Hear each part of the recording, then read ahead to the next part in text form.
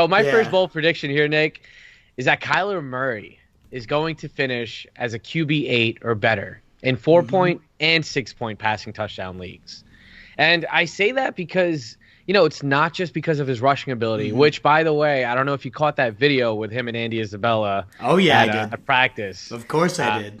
So this kid didn't run at his pro day or at the combine because he obviously put on a little bit of weight, because that was his biggest concerning factor for scouts and coaches, where this guy's too small, he's not durable enough. So he put on a little bit of weight for the combine.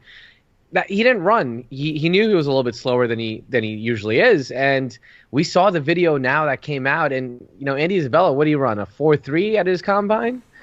Some insane speed, and they were pretty much in step together. So I'm not saying that Kyler Murray is going to finish as a QB8 just because of his rushing ability, but that definitely plays a factor. It's there, and it certainly doesn't hurt. And there's some great stats, too, to just keep building on that, where if the quarterbacks received 100 rush attempts, I got this one from Ian Hartitz, and anybody who doesn't follow him, Hartitz on Twitter, a great follow. We've had him on our pod a few times. He's just an awesome guest, awesome guy, awesome to interact with.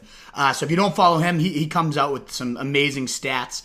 And he had one about how quarterbacks who have at least 100 rush attempts, there's been 20 of those quarterbacks since 2000. I think it was something like 17 out of 20 have been top 6 fantasy quarterbacks or something along that line, maybe a little bit less. But it was right around like 70% or so. In the rushing upside, he might be the best rushing quarterback we've seen since Michael Vick, maybe even better. 4.3 speed is his unofficial time, what he said he ran. And then, as you mentioned, matches Andy Isabella, who runs a 4.31 in a race. So I believe it. At first, I was like, all right, yeah, good one, Kyler. You're not going to run, but you're going to tell us you run a 4.3. But if he can beat Andy Isabella, or at least match him in a race, then he's got some jets. And he ran for, 1,012 as a college quarterback. And it's not just long speed. I mean, he is so damn quick and elusive in the pocket when he finally gets outside the pocket, too. I mean, he's change of direction abilities. He can make guys miss.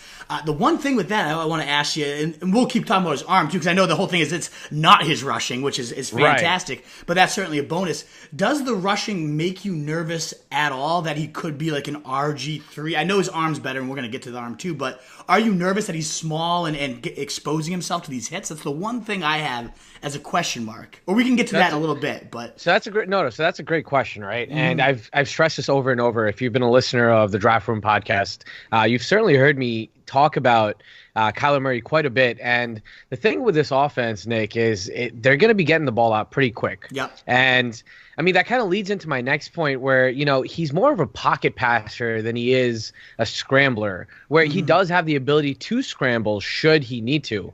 But he can stand and deliver with the best of them. And I don't feel like he's he's smart about, if you watch him in college, he's smart about how he takes hits. Yep. Kind of like a Russell Wilson. I'm not comparing him to Russell Wilson, but he knows how to get out of bounds. He knows how to avoid hits. And I think that's going to help a lot, especially his elusiveness and, like you mentioned, his quick burst ability, change of direction. But, on top of that, you combine the fact that they have amazing pass catchers now. They upgraded this offense like crazy. Christian Kirk, second year, sophomore wide receiver here. I mean, last year, rookie year, caught 63% of his balls, but then you take away all those off-target throws by Josh Rosen, and you get his true catch rate of 90% on all catchable targets. For a rookie, that is phenomenal, playing against pro-level DBs, pro-level safeties, pro-level cornerbacks.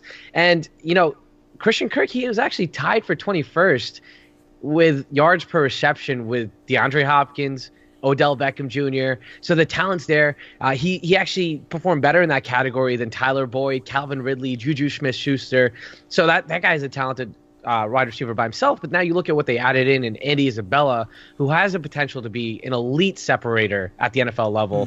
Report just came out on yesterday. You guys are hearing this today on Friday. Report just came out that, the Cards plan on using a lot of 3-wide sets with Andy Isabella, Larry Fitzgerald, Christian Kirk. So that right there is pretty dangerous when you have a big slot like Larry Fitzgerald and you have Andy Isabella as well, who can separate on the perimeter. Not to mention the best weapon on the team, who I think is David Johnson, who I think is going to see over 100 targets this year, reclaim his spot in the top 3 running backs, and he's going to remind people, don't sleep on him. But, I mean, what are your thoughts here on this offense? Like, why do you feel like Kyler Murray is going to finish as a top 8 quarterback? I honestly think it could be a whole lot higher. I'm on record on my podcast, and anybody listening to my podcast here too, you've probably heard this, calling him the 2019 Mahomes, and the parallels are just so damn similar with these two in terms of we break them down to that fantasy stock formula, the talent. You just talked about the rushing ability, the passing ability. This guy was drafted 9th overall to play baseball. He's got a cannon arm. He had the highest yards per attempt or per completion ever, 10.4 in NCAA history. So, I mean, he can throw the ball at every single level, drops in a beautiful deep dime, has nice touch on the short game passes as well. The talent is just all there. It's all ripe. He's the number one pick for a reason. I'm not worried about the height. So that's our first category is talent, usage, and then kind of often dictated and tied to scheme. What's better than an air raid style offense? I mean, obviously it's a question mark. Is it going to pan out or not? We can't guarantee that for sure. But we've had our guy Drew Hollingshead. If you haven't heard our podcast with him yet, it's absolutely fantastic. He's the quality control coach under Mike Leach, like the godfather of the air raid. Right. He also played quarterback at Houston under Cliff Kingsbury, so he knows Cliff Kingsbury as well as anybody, and he is essentially guaranteeing that Cliff is going to make this work, especially after he goes and gets Kyler Murray, who's been an engineer. He's been an engineer of an air raid offense, like we already talked about, 4,200 yards and 32 touchdowns in the air, 1,012 on the ground. He's the perfect engineer, the guy that Cliff Kingsbury said, if I can draft number 1 overall, I would take Kyler Murray, and that's when he was a college coach, and then conveniently goes up and is a man of his word. It's almost like fatalistic in a way that right. Kyler Murray ends up with Cliff Kingsbury in this perfect system for him. I have a theory about that. Yeah.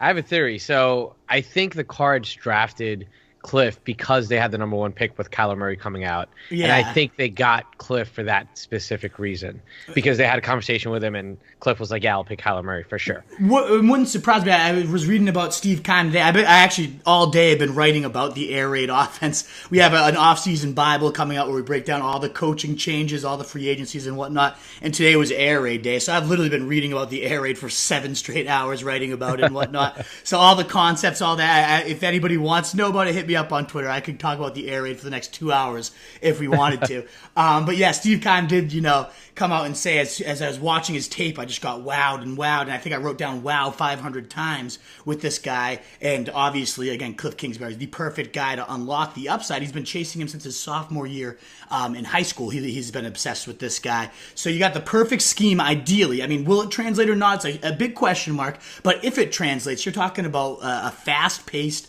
up-tempo. I mean, you said 3 wides with Larry Fitz, Christian Kirk, and Andy Isabella, but even more often, over 60 to 70% of the time, he went 4 wide, and often even 5 wide, empty, but taking that running back and motioning him out.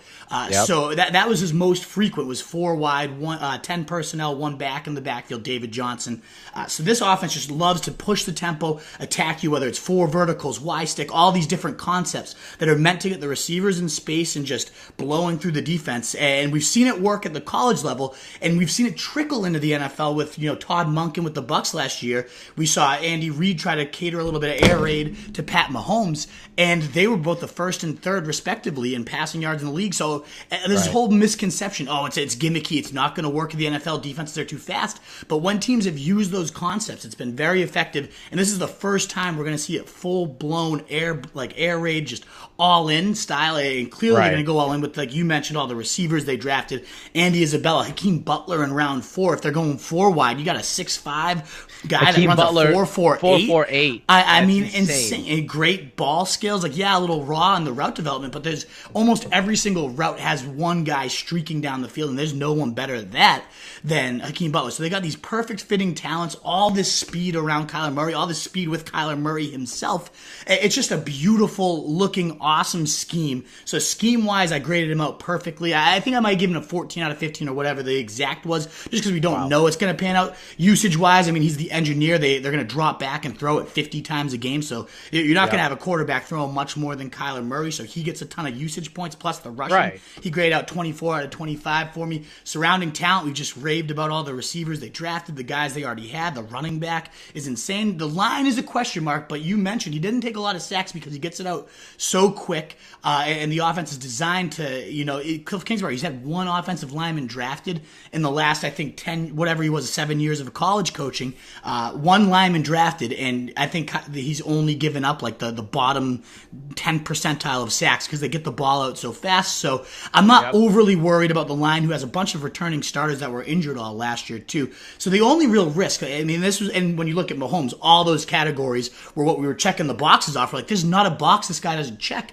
outside the fact that we haven't seen it yet. And so, yes, you got to take that leap of faith. There's a little bit of unprovenness. And that's the thing, right? With fantasy, it's like you can't buy high. Like if you wait a year, you're gonna end up buying Kyler Murray at his ceiling, and then you're gonna end up paying like a third or fourth round price, just like you are right now with Mahomes.